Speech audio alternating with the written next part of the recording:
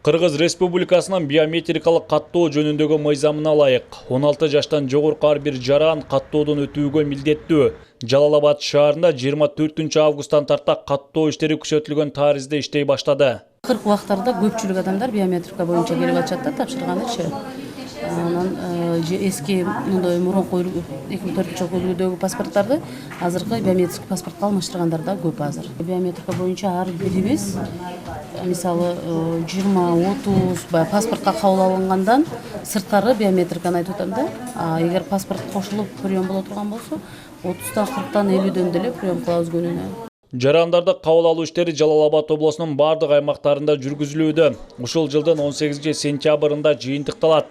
Учурда облас аймагы боюнча биометрикалык каттоодон калктын 12% өтө элек. Учурда биометрикалык маалыматтар республика боюнча республикадан тышкары дагы чогултулуп жатат.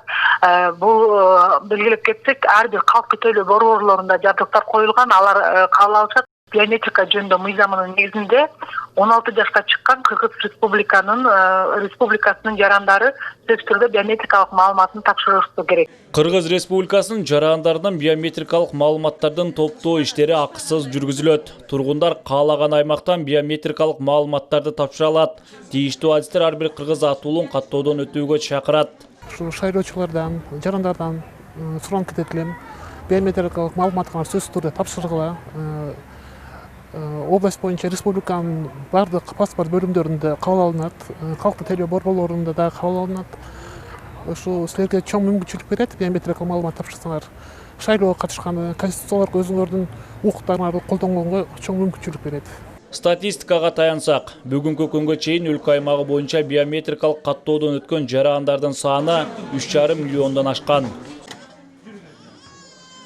Ислам Жолборсбек уулу, Бекмамат Алишер уулу, Жалал-Абад шаары.